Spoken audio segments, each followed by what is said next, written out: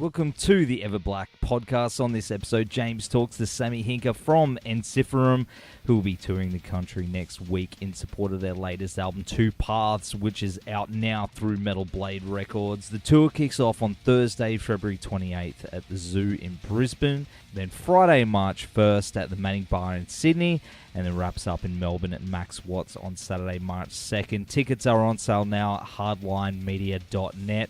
Before we go into the interview, we have to mention that this episode is brought to you by Blacklight Art and Design, who are the go-to for all our screen printing needs. They've done all our shirts and hats for Everblack Media, and they've got such a quick turnaround. I highly recommend checking these guys out. Go to www.blacklightad.com.au. The show is also brought to you by our good friends at RW Promotion, who are the best in the biz when it comes to stickers, flyers, banners, badges, and all other promo you need for your band or business. Check them out at www.rwpromotion.com.au.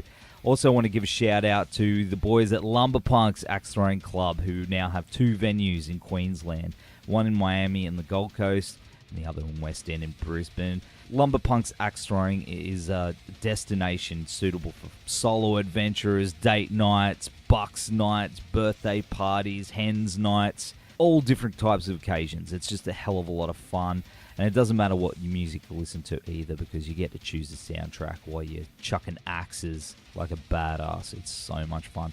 All sessions are 1.5 hours in length and comprise of a safety induction, instruction on tactical tomahawks and hatchets, and then competitive play with your mates. Now, if you mention Everblack in your booking notes, you receive 10% off your session.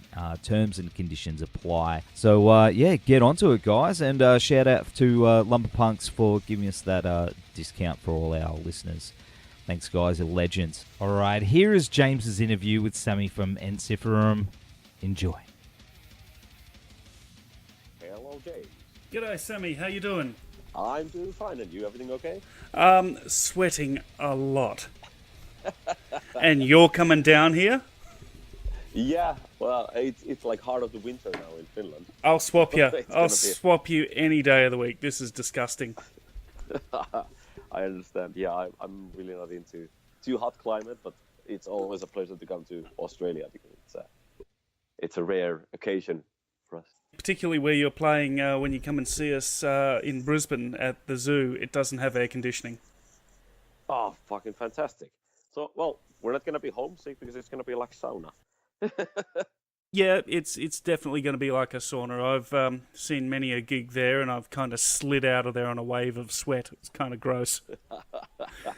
Okay. Thanks for the heads up. No problem, mate. Just make sure there's plenty of ice backstage. You're going to need it. Yeah, okay, good to know. Right, let's get started. You guys have been going for the best part of 25 years now. You joined the band back in 2004. I mean, when Ensiferum really kicked off, the whole folk metal thing wasn't really a thing. You guys were really at the forefront of the whole genre. How do you see your influence on so many of today's bands who have taken up the mantle and moving forward with the genre? Yeah, it's true. Ensiferum is one of the oldest, the folk metal bands that are out there. Even though I know this and I can see the numbers, that we are old geezers, but it still feels weird when there's like young bands coming. So like, oh fuck you guys, your music was so big inspiration for us when we started our own band, and we played covers of your songs, and it feels very weird still because maybe it's the denial of acknowledging that we are actually this old as we are, but well, that's it. At heart. Yeah, a blink of an eye, and it's been 25 years. Yeah. I mean, I worked at a record label back in the very early 2000s. I can remember a number of your albums coming through on Spine Farm back in those days. Yeah. So, and who have you moved in with now? Who are you working for now? That's the label. Yeah, we're with Metal Blade. Ah, of course. Two Paths is the second album that we made with Metal Blade, and so far so good. And I have to say, like Spinefarm, there's absolutely not bad blood between us. It's they're all still dear friends. But it was just a time when we had our deal ended with Spine Farm, and they had a lot of changes inside the organization. So we wanted to, check what the situation, as the proposals for the record deal from other companies also from Spine Farm. But then we heard so much good from other bands about Metal Blade, and we met Metal Blade guys in LA, and there was a genuine enthusiasm in the air, even though there was nothing still confirmed. So we felt like, okay, this will be a good choice, and it has been a good choice. It's a fantastic label. And over the years of your career, how have you really... I mean, the music industry's changed immeasurably since you guys started. So how are you guys coping with the way that things have changed now? Everyone's streaming. They're not buying LPs or CDs as much anymore. The hardcore fans do. But how does that translate for you guys? Well, of course, it correlates straight to to our income. There's no question about that. But personally, I really think it's stupid to cling to the old ways. The world goes forward, and I love technology and I love progress, and it's you just need to adapt with it, and you need to find the ways to make it work. And there are, and vinyl is now becoming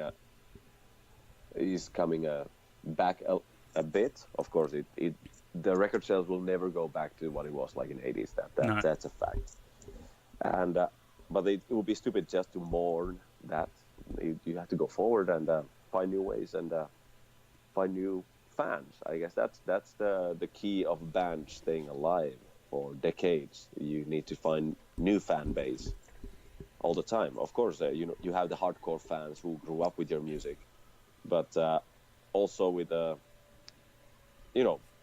when people grow up, their music taste might change. So somebody who was there with you on every show, let's say like 10, 15 years ago, they might have a totally different views of the world nowadays, and they are, in the worst case, they are not even into metal anymore. But I guess that's a game changer for all the bands. You need to be there on stage and convince new fans also. And, bring the kids along for a ride. Exactly, and that's what I really love about Ensiferum, because we love to play live, and that's definitely the best way to reach people, because internet is full of stuff. There's innumerable bands out there now, isn't there? I mean, it's far easier to get your music out there, but there's also a much bigger market. Exactly. So, of course, if you have the right connections, of course, it helps to kind of present your music to new people. But personally, I really think the best impact is when somebody sees you live, especially Ensiferum, because Ensiferum for me is absolutely more a live band than a studio band. Even though we love writing new music, we love being in studio and arranging stuff. But I really get kicks out of the interaction with the crowd and seeing the crowd go really nuts and singing along and having mosh pits and crowd surfing and nothing quite like that feeling, is there? No, that's one of my favorite things in life. Absolutely. Look, so it's been a few years now since your last record came out. When can we expect the new one? Yeah, Two Paths came out 2017. Pretty much. Well, we already had some ideas that we couldn't finish for Two Paths, so we had some raw material even back then. And we've been quite busy touring, but we have maybe half of the song at the moment. Well, they're not ready, but we are already arranging them, so we have all the parts and so on, and some kind of vision of those songs. So we're halfway there, and I really hope within a year we could hit the studio. But now we have the Australia, then we have touring Russia, then we have summer festivals coming in Europe, and we just finished the North America tour. Literally like a couple days ago, but we're already planning to go back there because it's a vast continent, and there's still countless cities that we didn't conquer on this tour. So we're planning to go there this year also.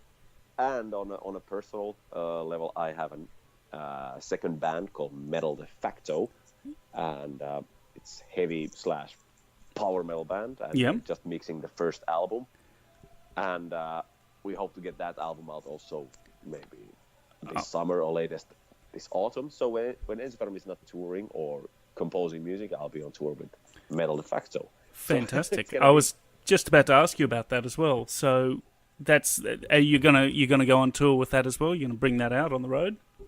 Yeah, absolutely. It's we have two old geezers like me, like guys who are closer to 40, and then we have young blood in the band. We have guys who are like 25, so they're so into it. They have a lot of ambition. They've never been on tour, so it's really kicking our old geezers' ass also to have this kind of enthusiasm in the band. So it takes a lot to keep up to the kids, doesn't it? Yeah, but the good thing is like all these when we talked earlier about like music business and so on, it has changed. Like nowadays, like all the social media and that kind of stuff is so crucial, and especially for old farts, it might be hard to adapt into this. I've seen this.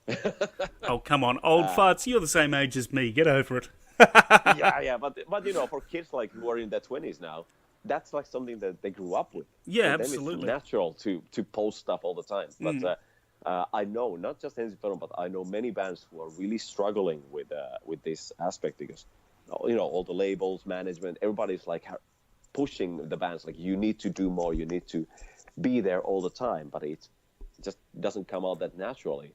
I think it's not only bands, it's any art form. I Exactly. know of film producers who are judged on how many likes they've got on Twitter. They won't get a job unless they've got a certain amount of Twitter presence and things like that. So it's pretty crazy. It is. But that's the beauty of having, younger. I don't want to say kids because they're grown men, but but younger people in the band because they are, for them all that stuff is like snapping your fingers and they're already done it. Well, they're digital natives. Exactly. So that's a really good bonus in Metal de Facto. Absolutely awesome. So look, it's been a few years since you've been down this way. How have you found the experience of touring Australia in the past, and what can we expect from the latest tour? Unfortunately, we haven't been in Australia that many times. We've been there a couple times, but it's always been super nice. People are friendly. I really love the laid-back atmosphere there. Good food, crazy good crowd for the gigs. So from our perspective, the expectations are very high. Now the tension has been building up for years, and set list wise, of course, we're now like still on the touring cycle of Two Paths album, but we're not gonna do like a Two Paths set list, so to say. We always want to have a song from every album. That's something very important for us because we are proud of all the albums we ever made. So we always want to have songs from every album. So there's gonna be new stuff, old stuff, some rare stuff, and I think we're gonna double check what we played there in Australia last time, so that if there are like hardcore fans coming to the show, that there will be also something, more rare songs for those to please everybody a bit. Absolutely. I'm sure it's going to be a fantastic time in there. I can't wait. It'll be great. Now, look, are there any? Finland seems to have a disproportionate amount of fantastic bands coming out of the country. What do you? There's so many bands that are, known worldwide. And what do you sort of put that down to out of a country of a bit over 5 million? Well, I think there's two reasons, at least the way I see it. One is that the Finnish folk music, the cultural heritage is very sad. It's very minor chord-based. And but the more like down-to-earth reason is probably that we have in our educational system in schools, all the kids are encouraged to try different instruments and encouraged to start bands and to play between the classes in the music class, and I think that has really helped during all these decades. Thank you very much. Looking forward to seeing you pretty soon out here, and I will no doubt come and have a beer with you when you're here. Fantastic. So see you later, James, in a couple of weeks. Catch you later, Sammy. Thank you very much, mate.